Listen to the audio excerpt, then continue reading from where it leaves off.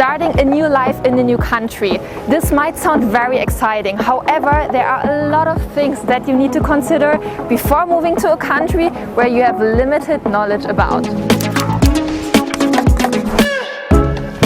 There are many foreigners moving to Turkey each year for several reasons.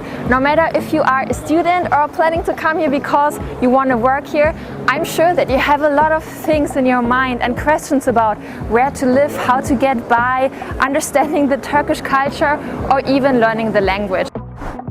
So let's imagine you want to move abroad and you decide to study in Turkey, but you do not know any Turkish words yet except for merhaba.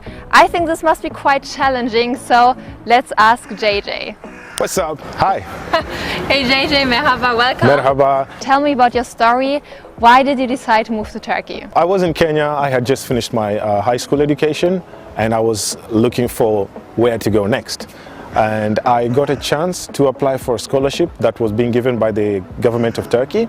And when I applied, I got the acceptance, so I came to Turkey to study. So how was your experience as an international student in a public university? My experience was generally great because of the friends I made.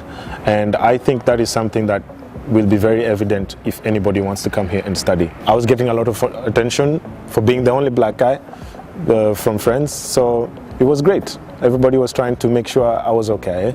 You need something, because there's that feeling of you're a foreigner, you don't know everything around here, you need help.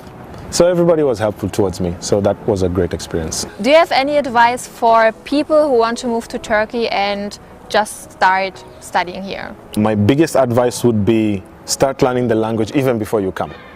And another thing is the Turkish public in general, they're very helpful. Anytime you're lost somewhere, you just need to know where you're going, you show them and they will take you there. So learn the language. That is the best thing you can do to yourself. How is the public education here in Turkey? If you look at Turkey's public education, you'll find that actually the best universities are public universities, like Boğaziçi University, Istanbul Technic University, Middle East Technic University. So there are many private schools that foreign students might want to join, but they can also consider these public universities, which are equally good, if not better. Yeah. There are many reasons people decide to move to another country. One of them is to get a chance to observe the country in its own culture. When it comes to Istanbul, with much passion and joy, living in Istanbul puts you at the heart of vibrant diversity. There is no city in the world standing up on two continents, Europe and Asia. Turkey has so much to offer, and especially when it comes to cultural differences, I'm learning a lot every single day. My friend Louis is from the US. He moved here 5 years ago and he is a musician. Hello. Hi, nice to meet Francisca, you. How are you? I'm going to give you a fist bump because of the coronavirus, or else I would give you a hug. Thank you. So, Louis, tell me about yourself. Why did you decide to move to Turkey? I'm partly Turkish, so I basically came back to my second home. And it's been 5 years since I've been here. You know, I love it here. I love the culture, and I can say I'm a citizen that's kind of stuck between two cultures, the American and Turkish culture. Louis, what are some difficulties that you experienced while living in Turkey? I left Turkey when I was 16, 17 years old, went back to America, so it was maybe the third time that I moved back and forth, okay? So getting used to the American culture and being half Turkish, then coming back here, moving back here, it was a different experience for me. But of course the traditional culture, you're always used to it. Like the holidays, the food, the music, people, language, these are always constant things.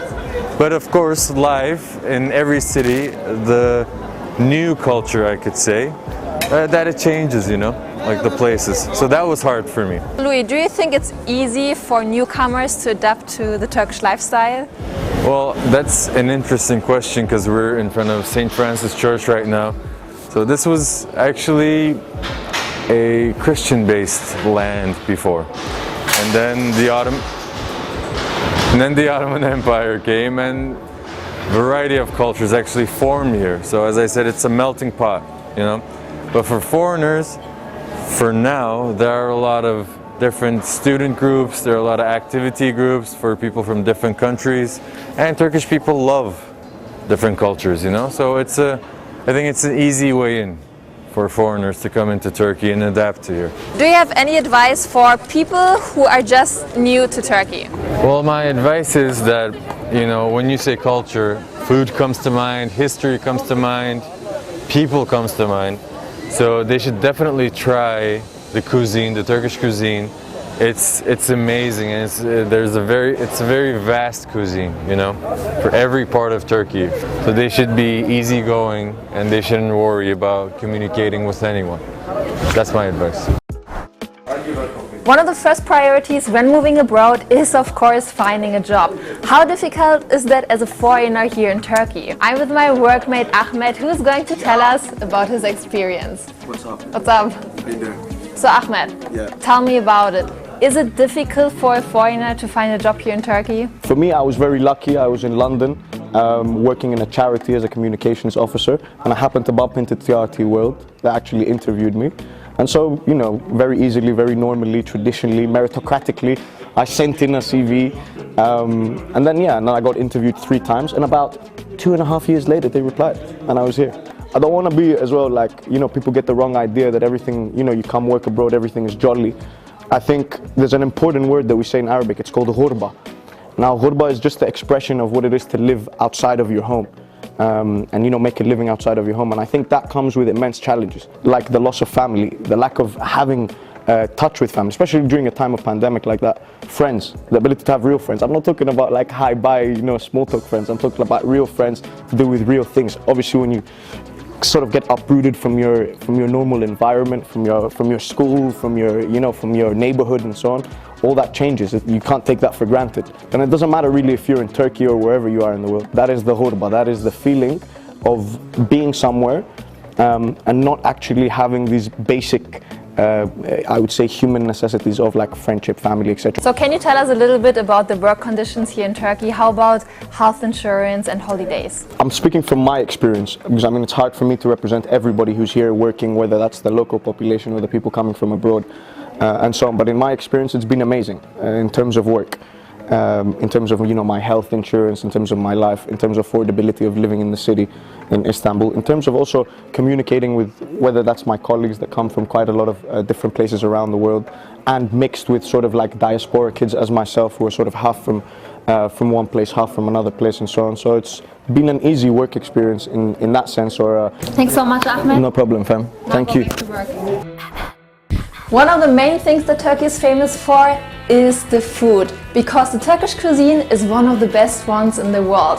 Michele and Gabriela are sharing their passion for food together on their YouTube channel, and I'm getting really hungry. Alright, nice to meet you guys. Nice to meet you. So what are we cooking today?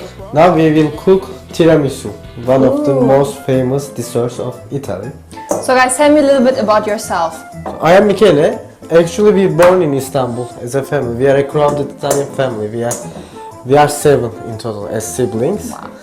So we are from Italy, from Venice, but our family arrived here years, centuries ago. So Gabriela, what do you like more? I know you love cooking Italian food, but also Turkish food. What do you prefer to eat? Oh, of course kebab. Ah, good answer. Turkish traditional food, kebab. But also maybe Iskender. I like them too much. Nice, I also love it so much. I love mantı. So döner, mantı and Iskender. Iskender, a family of döner. Maybe kuzu lamb, Oh yeah. kuzu pirzola. So is there some Italian food that you cannot find here in Turkey and that you really miss a lot? I really miss Italian pizza. As you can understand, it's not same thing. I really miss it. And also seafoods in Italy are somehow different from Turkey because they have a bit more elevated culture on seafood, so the options are too open. Torna il sole sopra la città e tutto brilla come il mare. Il vento caldo dice amore, amore, amore, amore. This is the final product that we created today. an Italian dish called tiramisu. And I guess it's now time to try it. Se tu mi bruci dentro al cuore, in tutti i sogni che farò, insieme a te, Wow. il sole. Well done. Afiyet olsun!